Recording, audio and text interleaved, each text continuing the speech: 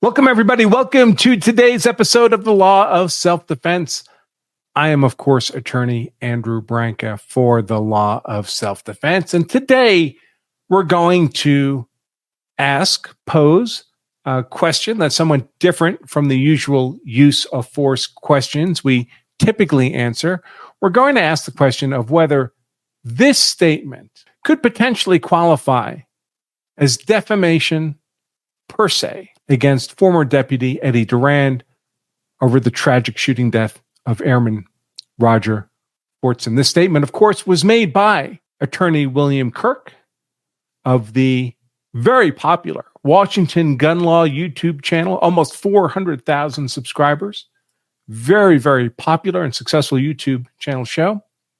And it was made not once, not twice, but many, many times over a period of months. And again, as recently as just a few days ago. I'm recording this on Monday, September 9th. This characterization of Deputy Duran's shooting of Roger Fortson as an execution, merely because Mr. Fortson was executing his constitutional rights, was made by Attorney Kirk as recently as August 25th, roughly a couple of weeks before I'm recording this show. And I will admit,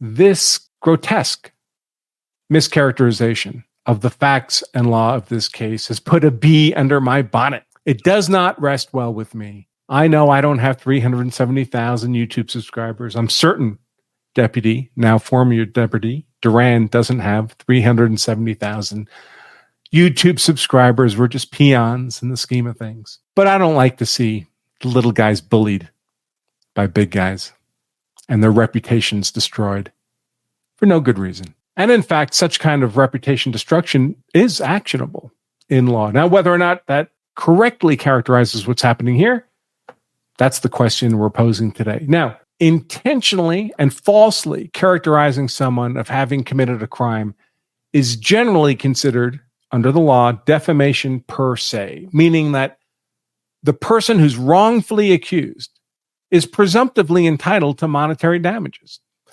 Even worse, when this kind of unmerited and gratuitous reputation destruction is done for reasons of personal profit, a few more YouTube bucks, for example, it would seem particularly contemptible behavior. So today we explore the question of whether explicitly labeling former Deputy Eddie Duran's shooting of Airman Roger Fortson as having, quote, executed Fortson for merely exercising his constitutional rights might qualify as precisely this kind of actionable defamation per se. Now, fair warning, I don't claim any great expertise in defamation law, but of course I have the normal legal training on the subject that's common to most lawyers. We are taught this kind of stuff in law school. And I've done a bit of legal research as well on this, and I'll share all of that with you, of course. That all said, all we can really do here is ask questions. That's really what I'm doing, asking questions. Now, perhaps a genuine expert in defamation law might chime in and add their greater insight. If they'd like to be a guest on a follow-up show, I'm certainly happy to do that. And as always, I repeat my standing invitation to Attorney William Kirk to do a show together to debate these issues in any neutral forum at any time or place of his choosing. Certainly all of that would be more than welcome. In the meantime, for purposes of education, entertainment, and discussion, let's consider this question of defamation of law that's on the table. Now, if you stay to the end of the show, I have a special treat for everybody. You can pick up a free copy of our best-selling book, The Law of Self-Defense Principles. This is your handbook for how to be hard to convict if you're ever compelled to use force in defense of yourself, your family, your property. Check it out on Amazon, but don't buy it there. They'll charge you $20 or $25 for the book, plus shipping and handling. We want to give you the book for free. And at the end of the show, we'll explain exactly how you can do that. So on May 3rd, 2024, then Deputy Eddie Duran of the Okaloosa County Sheriff's Office in Florida responded to reports of a violent domestic in progress taking place in an apartment at an apartment complex. When the occupant of the apartment to which Deputy Duran had been directed, this was later learned to be Airman Roger Fortson, when the occupant opened the door after Deputy Duran had repeatedly knocked and announced himself to be law enforcement. When he opened the door, Fortson had a gun in hand in plain view of Deputy Duran. The deputy immediately drew his service pistol and shot Fortson in claimed self-defense. The body-worn camera video of the shooting was released to the public on May 9th, 2024. Based on that body-worn camera video and other evidence that's publicly available, it's my professional opinion that Deputy Duran has a strong legal justification of self-defense for his shooting of Fortson.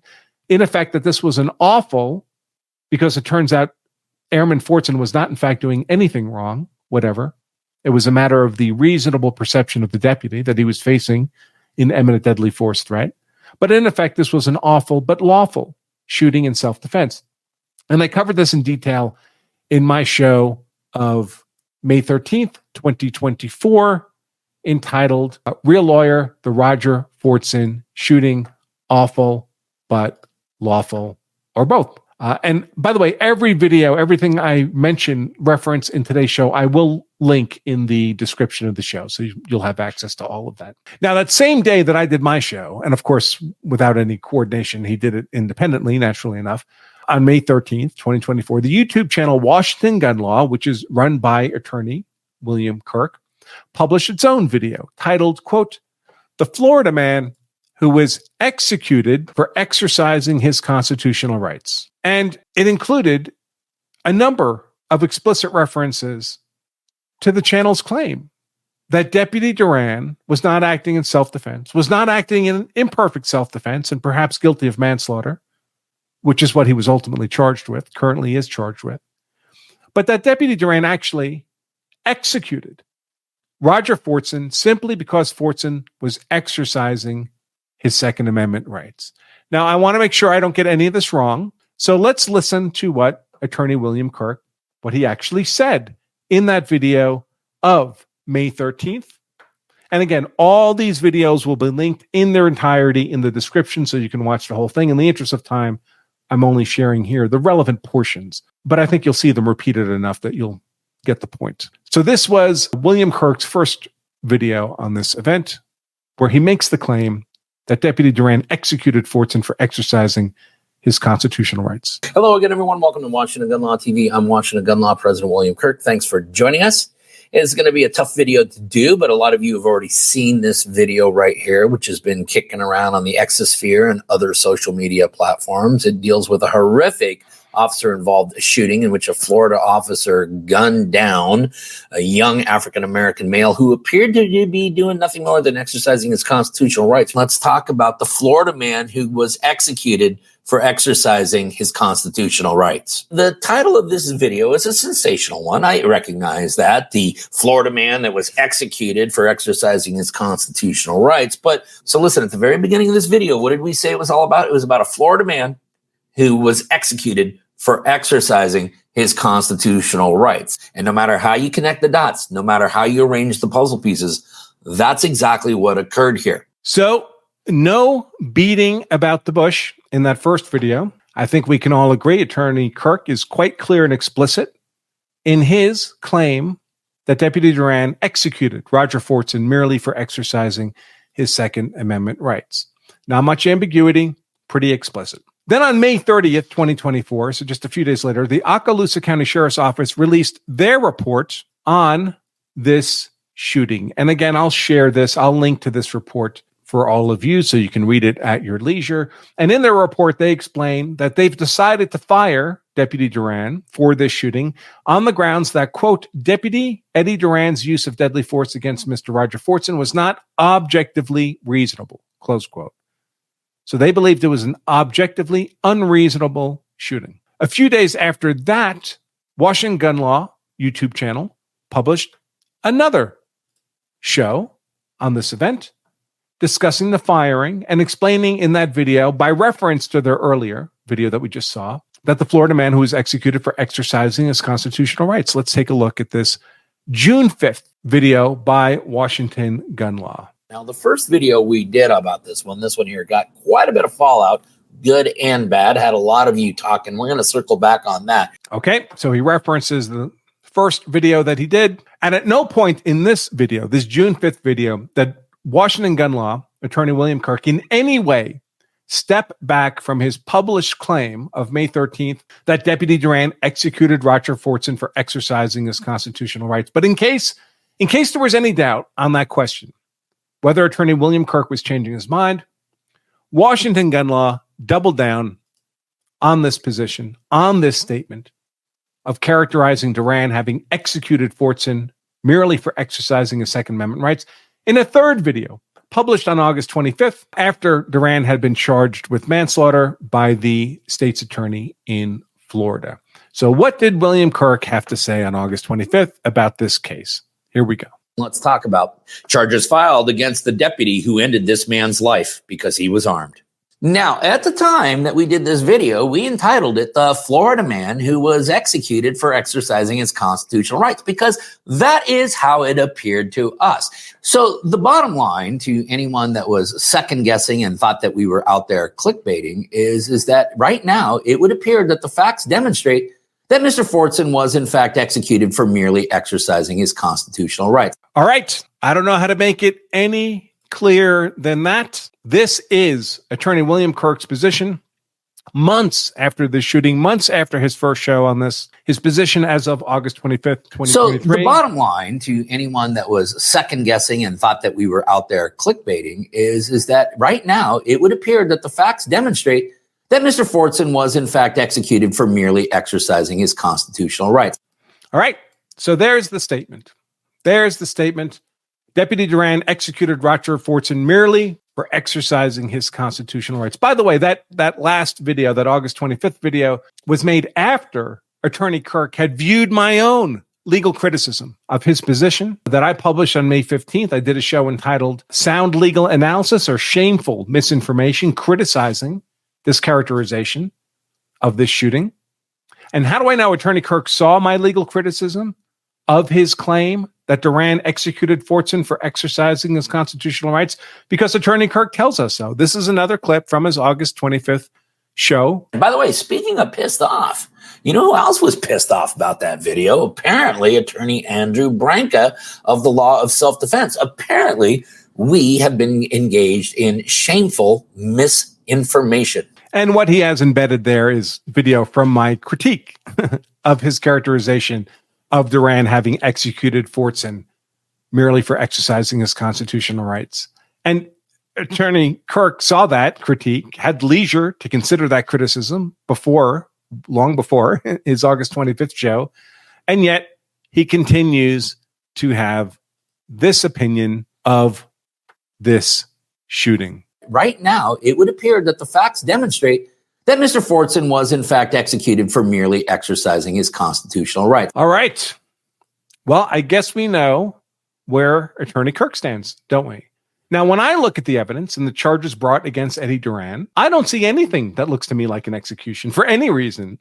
And I see no evidence whatever that Duran's use of force decision-making had anything to do with any of Fortson's constitutional rights. This raises the possibility that publishing the claim that Duran executed Fortson for exercising his constitutional rights might qualify as defamation. Even worse, defamation per se, where there are assumed damages.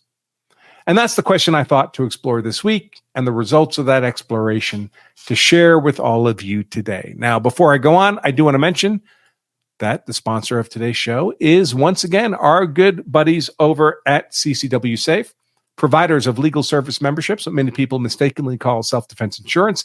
In effect, CCW Safe promises to pay their members' legal expenses if the member is involved in a use of force event, and they do much, much more than that. There are a number of companies out there who purport to offer a similar service. Some of them are worth considering, different flavors, best suit different people. Some of the competing offers out there are hot garbage I can never recommend to anybody. I chose CCW Safe personally. I'm a member. My wife, Emily, is a member of CCW Safe. I trust them to back me up when I need them. If you'd like to learn why I trust them, you can point your browser to lawofselfdefense.com/trust. There's a little video there where I explain exactly why CCW Safe is an organization I trust. Plus, there you can get a 10% discount code for when you also become a member of CCW Safe. They are the best fit for me. Perhaps they are the best fit for you. Learn more at lawofselfdefense.com/trust. All right. So what is defamation? Well, defamation is a long-standing exception to the First Amendment protection of free speech, and it involves the publication, the communication to others, to third parties, of known false statements about a person, and those statements cause damage to that wrongfully accused person's reputation. And this, of course, is the statement we're talking about here that we just heard repeatedly from Washington Gun Law, Attorney William Kirk, that Deputy Eddie Duran executed Roger Fortson for merely exercising his Second Amendment rights. Just one more time for the record. Right now, it would appear that the facts demonstrate that Mr. Fortson was in fact executed for merely exercising his constitutional rights. All right. Well, obviously, the only person who shot Roger Fortson was Deputy Duran, so it must have been Deputy Duran, by necessary implication, who executed Roger Fortson for merely, according to Attorney William Kirk, for merely exercising his constitutional rights. Can't make it any clearer than Attorney Kirk has made it for us. So when we talk about defamation, there are 5 elements to a claim of defamation. And I'm speaking generally like this would be taught in law school.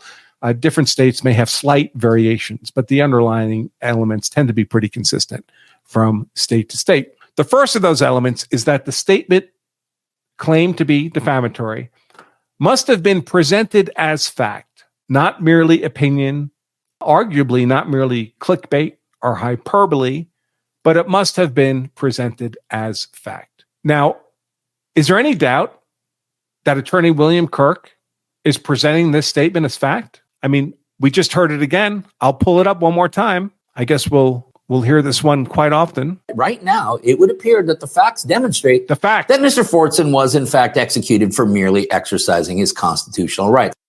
The facts demonstrate. That's not hyperbole. That's not clickbait. That's a statement of fact. So that would fit with this first element of defamation, that the statement is presented as fact. Second element is that the statement must be published. Well, publication doesn't mean like you went to a printing press, although that, of course, would qualify. It's really any communication of this alleged defamatory statement to the public. If it's published traditionally in written form, but of course today it would include, audio form, video form, podcast form, then it's characterized as libel. If it were made merely verbally in a conversation, it would be characterized as slander. But those are just 2 alternative ways of characterizing a defamatory statement. So the second element, the statement must be published. Again, in this case, it was published as a video on YouTube, certainly to the 370,000 subscribers that Attorney William Kirk has on his YouTube channel. And of course, people who are not subscribers can also view this content. So presumably tens of thousands of people have already seen this statement that Deputy Duran executed Roger Fortson merely for exercising his constitutional rights. So clearly it's been published. So Attorney Kirk has repeatedly over several months published on his YouTube channel this claim that Deputy Duran executed Roger Fortson for having exercised his Second Amendment rights. In fact, why don't I pull it up again and we can hear it. We can hear it sequentially from his first May 13th show to his most recent August 25th show. Let's hear again how Attorney William Kirk relentlessly, consistently presents as a matter of fact that Deputy Duran executed Roger Fortson merely for exercising his constitutional rights. Horrific officer-involved shooting in which a Florida officer gunned down a young African-American male who appeared to be doing nothing more than exercising his constitutional rights. Let's talk about the Florida man who was executed for exercising his constitutional rights. The title of this video is a sensational one. I recognize that. The Florida man that was executed for exercising his constitutional rights. But so listen, at the very beginning of this video, what did we say it was all about? It was about a Florida man who was executed for exercising his constitutional rights. And no matter how you connect the dots, no matter how you arrange the puzzle pieces, that's exactly what occurred here. Now, the first video we did about this one here got quite a bit of fallout, good and bad, had a lot of you talking. We're going to circle back on that. Let's talk about charges filed against the deputy who ended this man's life because he was armed. Now, at the time that we did this video, we entitled it "The Florida Man Who Was Executed for Exercising His Constitutional Rights," because that is how it appeared to us. So the bottom line to anyone that was second guessing and thought that we were out there clickbaiting is that right now it would appear that the facts demonstrate that Mr. Fortson was in fact executed for merely exercising his constitutional rights. So really, there can't be any question but that Attorney William Kirk has published this claim that Deputy Duran executed Roger Fortson, as he says literally, merely for exercising his constitutional rights. The third element of defamation, the statement damaged reputation. If there's no damage to reputation, then there's no defamatory action. There's no point. And typically a defamation suit would seek compensation for those reputational damages. Business lost, relationships lost because of the reputational damages. And normally the burden of proving those damages is on the person claiming to have been defamed. They have to be able to show damages.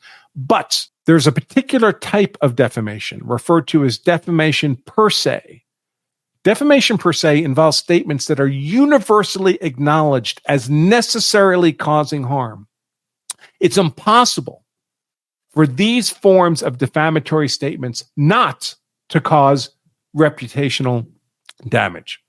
Examples of defamation per se typically include things like, of course, untrue claims that someone has a contagious or loathsome disease, that they're engaged in sexual misconduct, that they're unfit in their trade or profession, or, pertinent to today's show, defamation per se would include untrue accusations that someone has committed a particular crime. Now, certainly, Attorney William Kirk has characterized Deputy Duran's shooting of Fortson as an execution, a particular form of unlawful killing. That would qualify as defamation per se, assuming, of course, it meets the other elements of defamation. The fourth element of defamation is that the statement was not merely an honest mistake. It was made either with negligence or with the intentional malice. Now, for a private party, negligence is enough. If Washington gun law wants to characterize itself as media, news media, and a court would accept that self-description, then it's harder to sue them for defamation. You'd have to show not merely negligence, but actual malice, that they intended to cause harm. Now, again, we noted that Attorney William Kirk is an attorney. He's well informed on the law. He passed the bar, was admitted to the bar. He understands what defamation is. Surely, I suspect he would agree that he does, at least in a general sense. Certainly, as an adult human being, he must understand that making false statements about someone that would damage their reputation can't be the right thing to do. So it's difficult for me to believe that this was done merely in negligence, that he didn't actually know he was harming Deputy Duran's reputation by characterizing him as having executed Roger Fortson merely for having exercised the constitutional right. I think a solid argument can be made that we must necessarily conclude that given Attorney William Kirk's level of legal expertise, he must have known that his statement would damage Deputy Duran's reputation. He could not have not known that, I suspect. The fifth element of defamation is that the statement in question must be false. Truth is an absolute defense to any claim of defamation. So in the context of the question we're asking in the show, if it is true that Deputy Duran executed Fortson for merely exercising his Second Amendment rights, then the statement would, by definition, not be defamatory. So collectively, then, that's the question we're discussing in today's show, those five elements.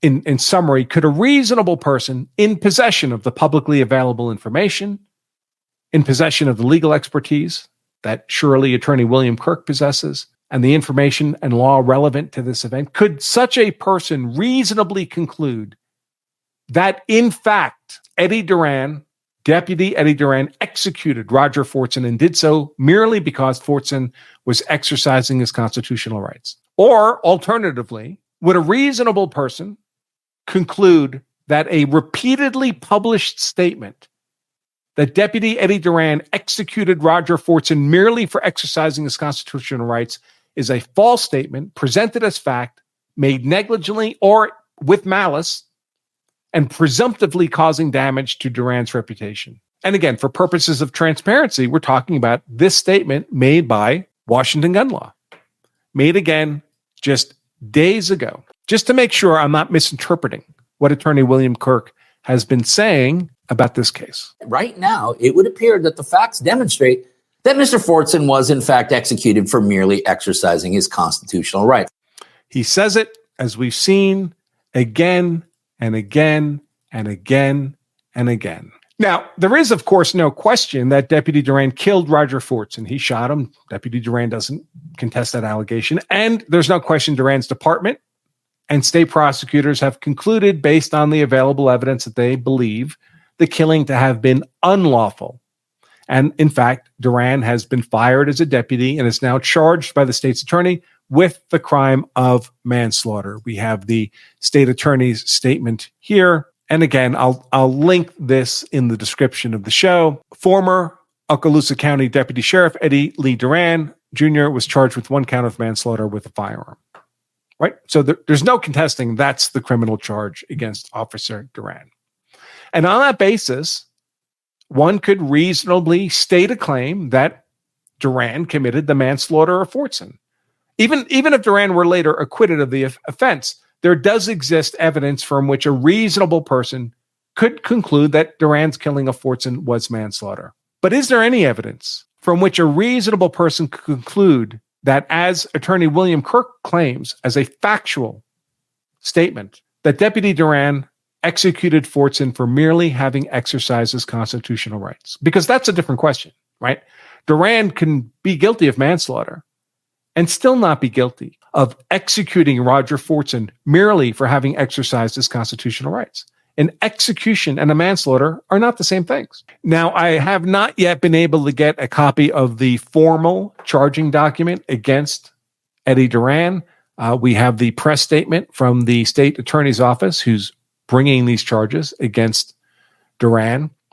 But I don't yet have the formal court documents that specify the legal reasoning behind the criminal charges. We do know for certain that Duran has been charged with manslaughter. We can see this here. A state attorney, Ginger Bowden Madden, announced today that a direct information has been filed charging former Okaloosa County Deputy Sheriff Eddie Lee Duran with 1 count of manslaughter with a firearm.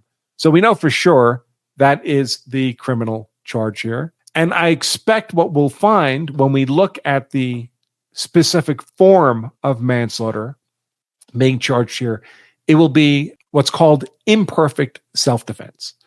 Now, imperfect self-defense occurs when you have an almost perfect claim of self-defense. A perfect claim of self-defense is, as the name suggests, perfect. You have all the required elements of self-defense. The state's unable to disprove any of those elements beyond a reasonable doubt, and the jury is instructed that they must acquit you of whatever the use of force crime is with which you've been charged. Your claim of self-defense is perfect. Your use of force was simply not a crime. You are acquitted. Imperfect self-defense is when you had a genuine good faith belief in the need to act in self-defense, but that belief is found to be objectively unreasonable. It was the result of bare fear or panic or speculation or some other reason, but it was not objectively reasonable. And I suspect that's going to be the basis of the manslaughter charge, because we see that language reflected in the report of the sheriff's office when they decided to fire Officer Duran. This is that report, and we go to the last page of it. And of course, this will be linked in the description of today's show, so you can access it yourself. The very last page, the summary conclusion here: the facts and evidence show Deputy Eddie Duran's use of deadly force against Mr. Roger Fortson was not objectively reasonable. Well, an act of force in good faith self-defense that's not objectively reasonable is imperfect self-defense. And the effect of imperfect self-defense is to mitigate what would otherwise have been a murder, the intentional killing of another person, down to manslaughter. And I think that's where we find ourselves with this manslaughter charge against the Duran, former Deputy Duran here. Now, one thing we know for certain, of course, is that Deputy Duran has not been charged with an intentional murder, right? He's been charged with, at worst, manslaughter. almost certainly premised on an objectively unreasonable belief in the need to act in self-defense. An unreasonable belief in the need to act in self-defense is merely manslaughter. It's not murder. And it's certainly not an execution. And it's certainly not an execution premised merely on the victim exercising their constitutional rights. Remember, imperfect self-defense still requires a genuine good faith belief that you're acting in self-defense. Remember, the imperfect self-defense form of manslaughter still requires that you had a genuine good faith belief that you were acting in self-defense. That's not a cold, deliberate execution. That's an error in judgment. Maybe an error in judgment sufficient to warrant a felony conviction and prison time, but it's not an execution.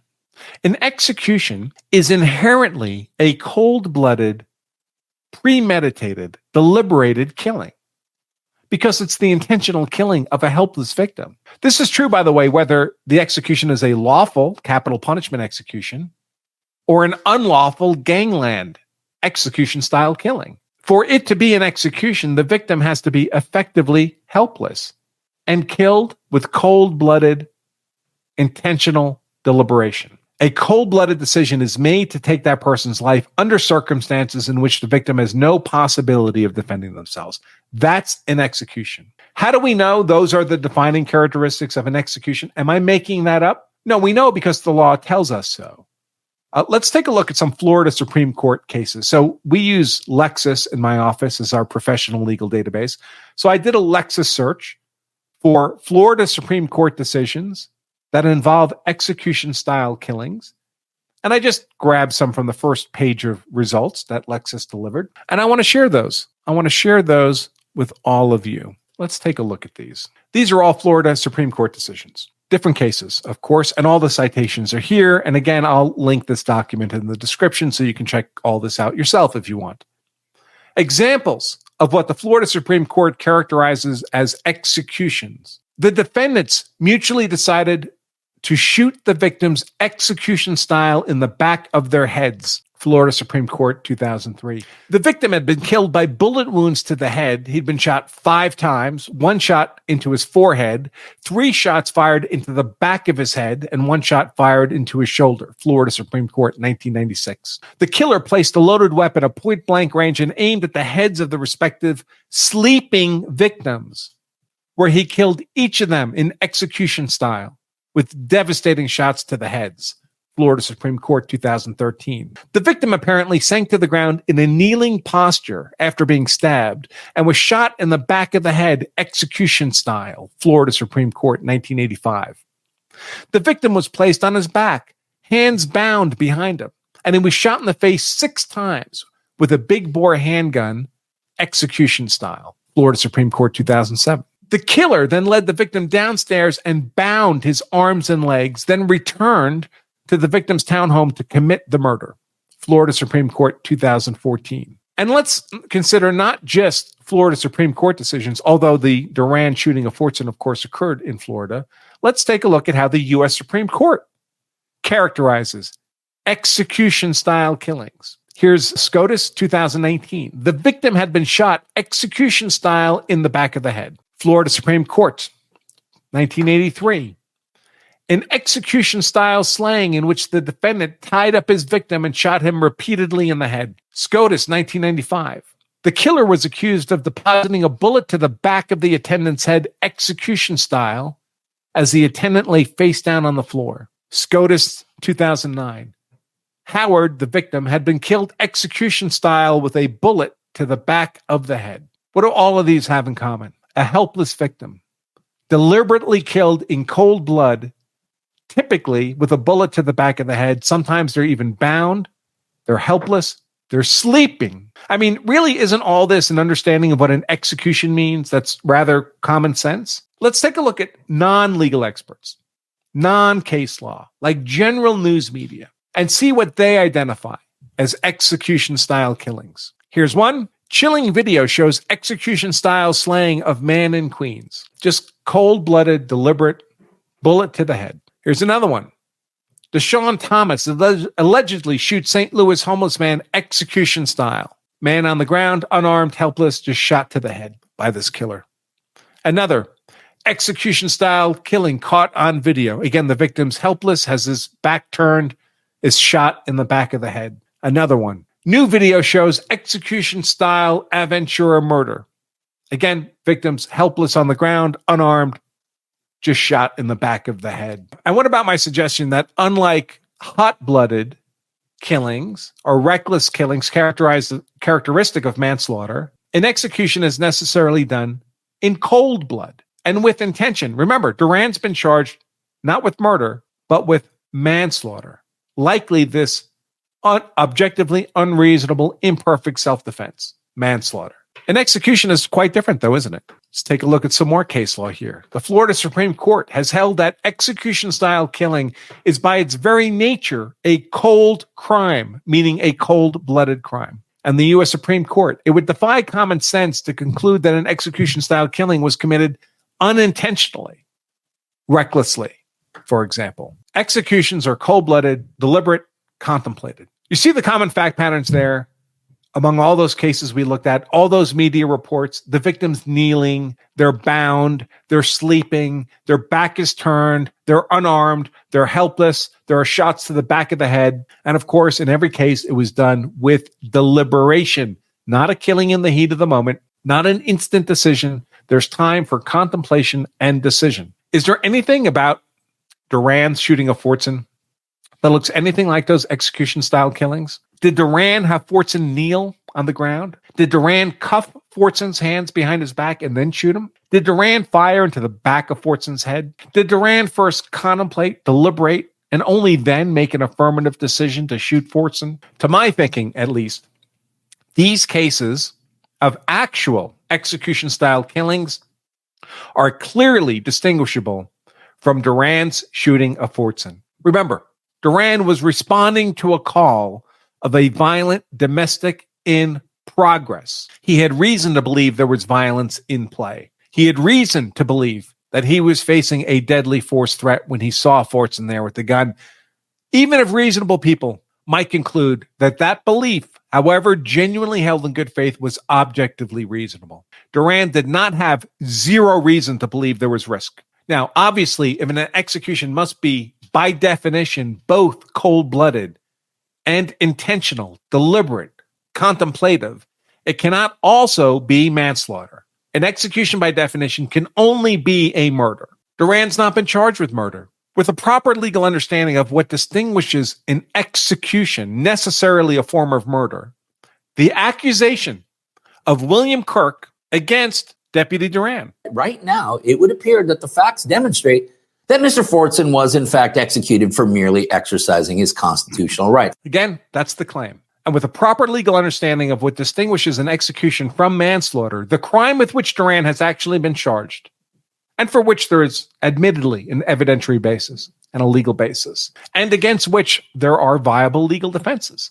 I believe there's a good argument to be made here that this was genuine self-defense. Reasonable people might disagree, decide it was objectively unreasonable manslaughter. That's fine. But I simply find it hard to believe that any reasonable person could conclude that Duran's shooting of Fortson was that heightened form of murder of an execution, much less for the evidence-free notion that Duran was motivated to shoot Fortson merely because Fortson was exercising his constitutional rights. Attorney William Kirk, of course, explicitly disagrees, as we just heard him say yet again. And it's worth noting, when we look at the Okaloosa Sheriff's report, and when we look at the state attorney's press release on the manslaughter charge against Eddie Duran, neither of them mentions the word execution even once. Neither of them mentions the word murder even once. I'll say that again. Neither the Okaloosa Sheriff's Department, with their 29-page investigative report, mentions the words murder or execution even once. And the state attorney's office has not made any statement, to my knowledge, certainly not in their press release, announcing the manslaughter charge against Duran, has made no statement characterizing Duran's shooting of Fortson as an execution. Now, that should really settle the question right there of whether or not any reasonable person could believe Duran executed Fortson. But let's also consider the second half of Washington gun laws. Attorney William Kirk's published claim that Duran executed Fortson merely for exercising his constitutional rights. Is there any evidence whatever, that Duran was contemplating Fortson's constitutional rights in any manner when he shot and killed Fortson? Because I'm unable to find any such evidence that Duran's reason for shooting Fortson was because Fortson was exercising his constitutional rights. Duran made many statements to the sheriff's office. They're frequently referenced in the sheriff's office investigative report, again, which I'll share the link to in the description. And he consistently claims that he shot Fortson in perceived necessary self-defense. In the sheriff's office 29-page report on their investigation into Duran's shooting of Fortson, they do ultimately conclude for their purposes that they found Duran's use of force to be objectively unreasonable.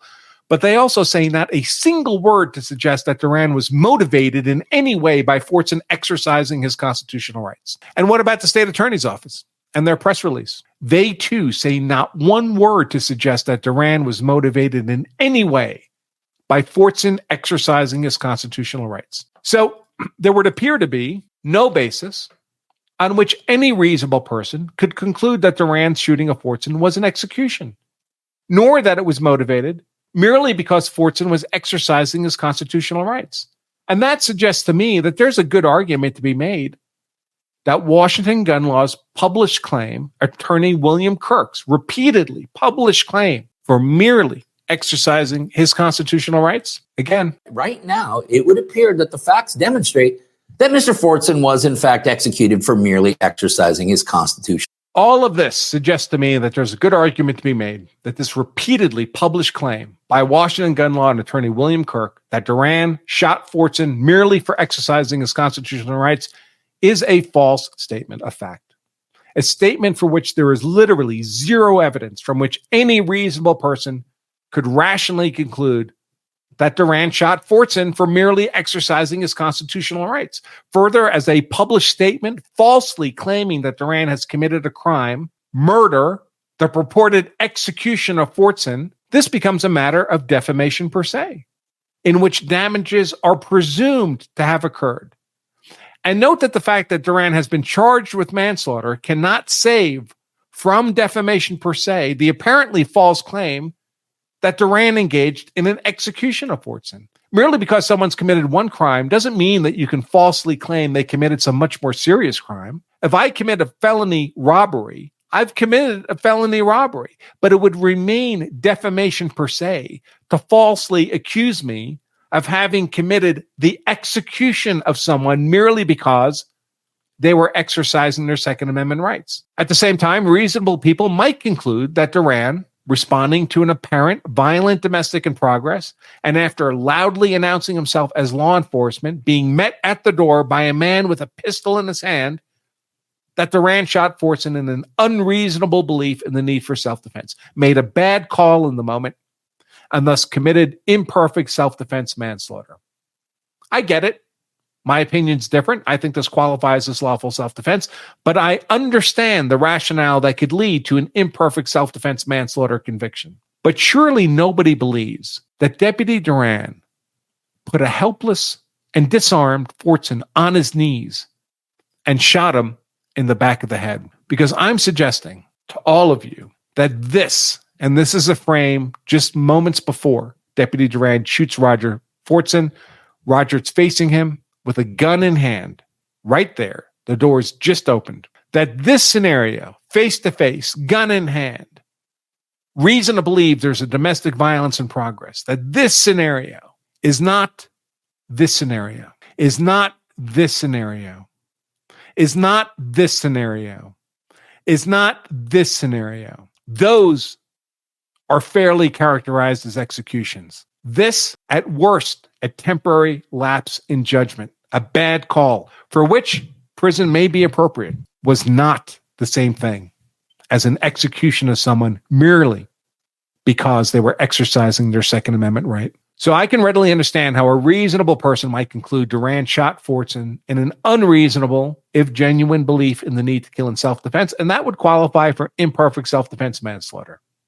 Again, I think there's a self-defense argument to be made here, but I can understand arriving at that imperfect self-defense manslaughter result. What I cannot readily understand is how a reasonable person could conclude and repeatedly publish that Duran executed Roger Fortson merely for having exercised his constitutional rights. Right now, it would appear that the facts demonstrate that Mr. Fortson was in fact executed for merely exercising his constitutional rights. That, folks, I don't get. Now, as I noted at the start of all this, with defamation law generally being outside my area of expertise, there may well be other potential claims and arguments available to Duran if he wishes to pursue a defamation action against Washington gun law and Attorney William Kirk. And there may be defenses available to Washington gun law and Attorney William Kirk in response to a defamation action. And those kinds of claims and defenses are really outside my area of expertise. I don't have any definitive answers here.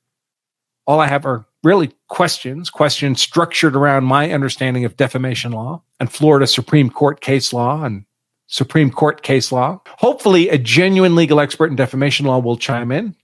Maybe I'm all wrong here.